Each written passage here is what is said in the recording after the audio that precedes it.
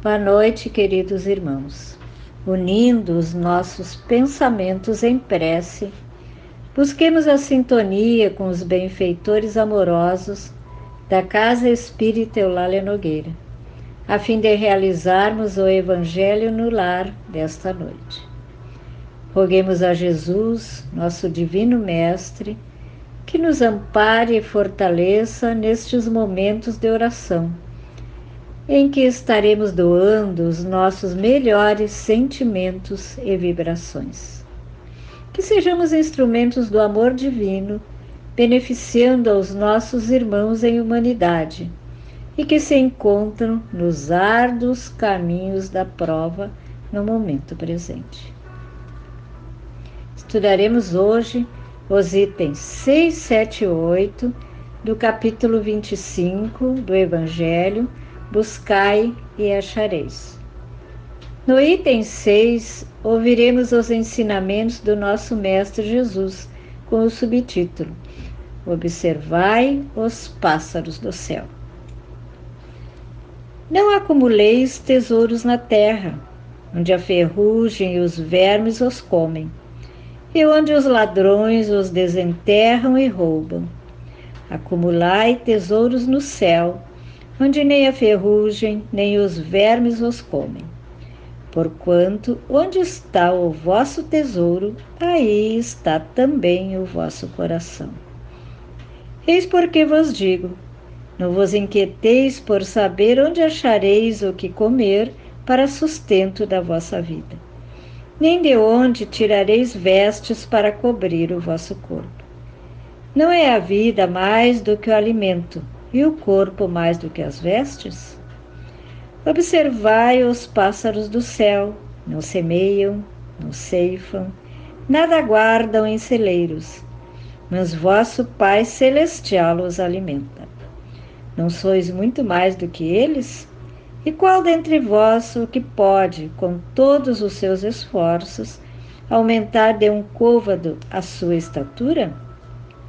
Porque também vos inquietais pelo vestuário? Observai como crescem os lírios dos campos. Não trabalham nem fiam. Entretanto, eu vos declaro que nem Salomão, em toda a sua glória, jamais se vestiu como um deles. Ora, se Deus tem o cuidado de vestir dessa maneira a erva dos campos, que existe hoje, e amanhã será lançada na fornalha, quanto maior cuidado não terá em vos vestir, ó homens de pouca fé. Se vos inquietais, pois, dizendo, que comeremos, ou que beberemos, ou de que nos vestiremos, como fazem os pagãos que andam à procura de todas essas coisas, porque vosso Pai sabe que tendes necessidade delas. Buscai primeiramente o reino de Deus e a sua justiça, que todas essas coisas vos serão dadas de acréscimo. Assim, pois, não vos ponhais inquietos pelo dia de amanhã, porquanto o amanhã cuidará de si. A cada dia basta o seu mal. Mateus, capítulo 6, versículos de 19 a 21 e 25 a 34. Nos itens 7 e 8, Kardec analisa a passagem do Evangelho de Mateus. Interpretadas à letra, essas palavras seriam a negação de toda a previdência, de todo o trabalho e, conseguintemente, de todo o progresso. Com semelhante princípio, o homem limitar-se-ia a esperar passivamente.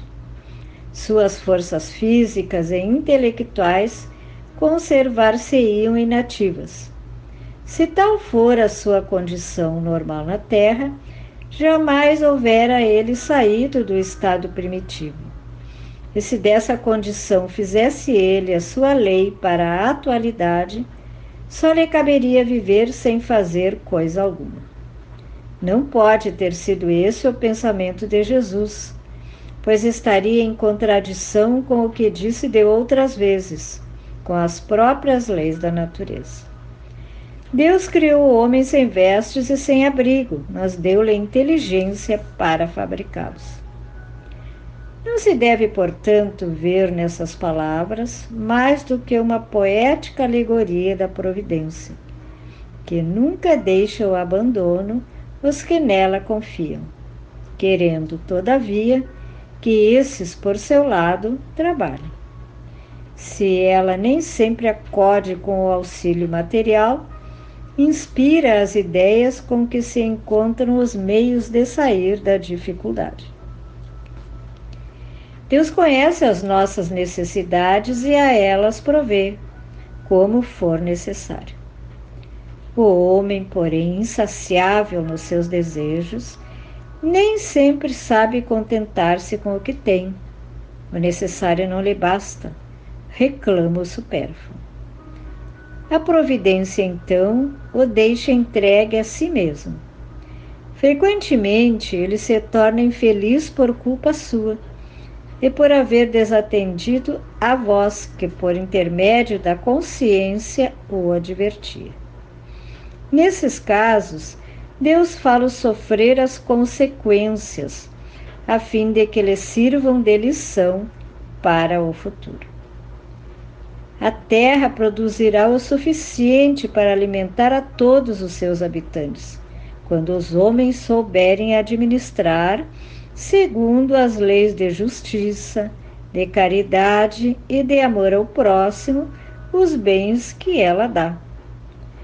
Quando a fraternidade reinar entre os povos, como entre as províncias de um mesmo império, o momentâneo supérfluo de um suprirá a momentânea insuficiência do outro, e cada um terá o necessário.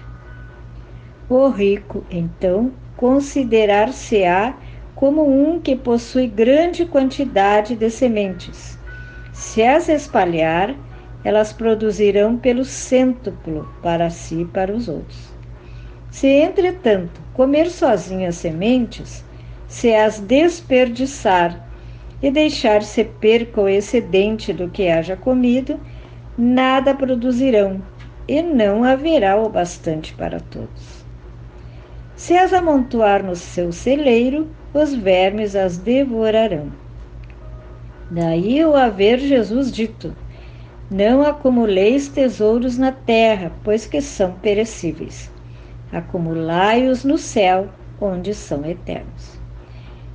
Em outros termos, não ligueis aos bens materiais mais importância do que aos espirituais, e sabeis sacrificar os primeiros aos segundos. A caridade e a fraternidade não se decretam em leis. Se uma e outra não estiverem no coração, o egoísmo aí sempre imperará.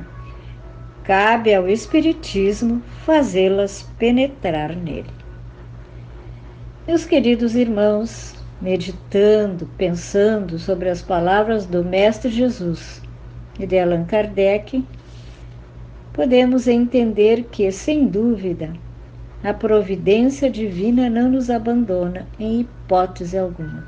Seja qual for a situação, nos coloca em nossas vidas as condições necessárias para podermos viver com dignidade.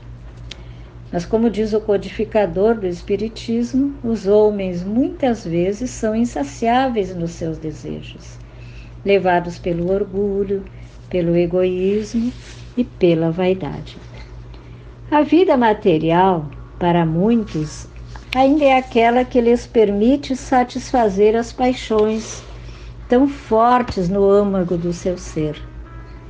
Não despertaram para o entendimento da vida espiritual, que, como nos ensinam os espíritos amigos, é a nossa verdadeira vida. O entendimento da nossa realidade espiritual nos traz a calma, a confiança que sabe esperar, a fé que nos dias difíceis acalenta o nosso espírito, pois sabemos que nosso Pai é amor, justiça e misericórdia. A certeza de que tudo passa, que os momentos difíceis passarão, as horas de dor e sofrimentos também faz com que sejamos aqueles filhos do Pai que creem firmemente no seu amor. O que possamos acumular na terra, mais que possamos todos nós acumular na terra, mais bens espirituais do que bens materiais. Não quero dizer com isso que esses últimos não sejam importantes, mas nós sabemos que eles são transitórios. O que fica impregnado no nosso espírito, meus irmãos, são os valores espirituais, esses que levaremos por onde formos. Deus nos oferece o trabalho para que possamos conduzir nossas vidas com mais tranquilidade, mas nos oferece principalmente o Evangelho, onde vamos fortalecer o nosso espírito. Nos proporciona o trabalho no bem, através da abençoada casa espírita a qual nos filiamos, como seguidores do Cristo. Também nos oferece a família, onde melhor poderemos trabalhar as nossas imperfeições. Por que vos inquietais, ó homens de pouca fé, disse o Mestre? Buscai primeiro o reino de Deus e a sua justiça, que todas essas coisas vos serão dadas por acréscimo. Estamos vivendo tempos difíceis, meus irmãos, mas ao mesmo tempo são tempos gloriosos, porque vão auxiliar muito a nossa evolução moral e espiritual.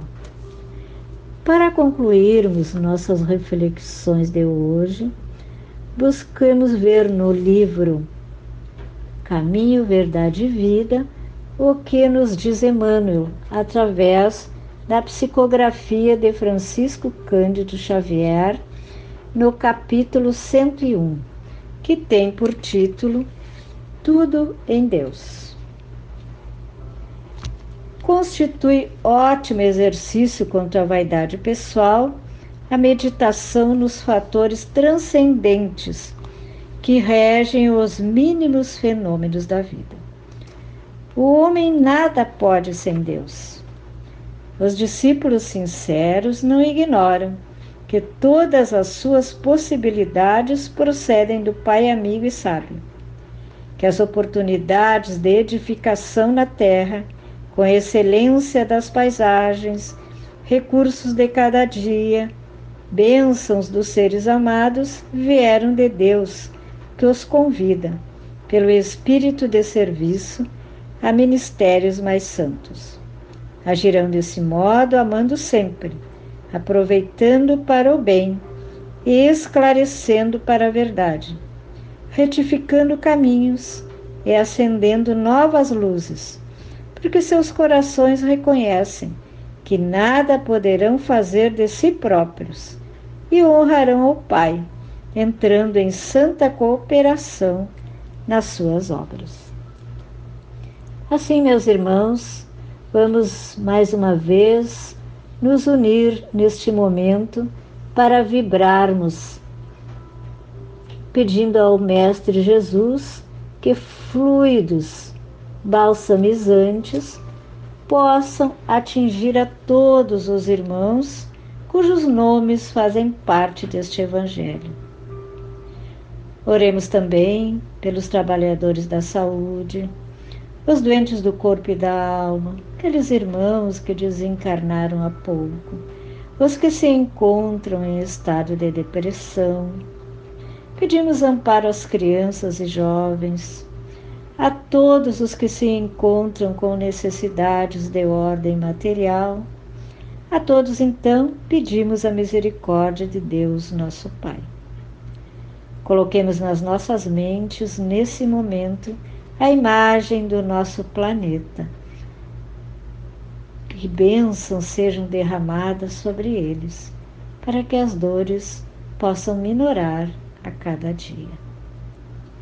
Pedimos pelos trabalhadores da Casa Espírita Eulália Nogueira, encarnados e desencarnados, pelos seus frequentadores e todos os familiares. Que as águas sejam fluidificadas para que elas possam conter os elementos necessários salutares para a harmonização de nossos corpos físicos e espirituais. E assim então, agradecemos a oportunidade desta hora abençoada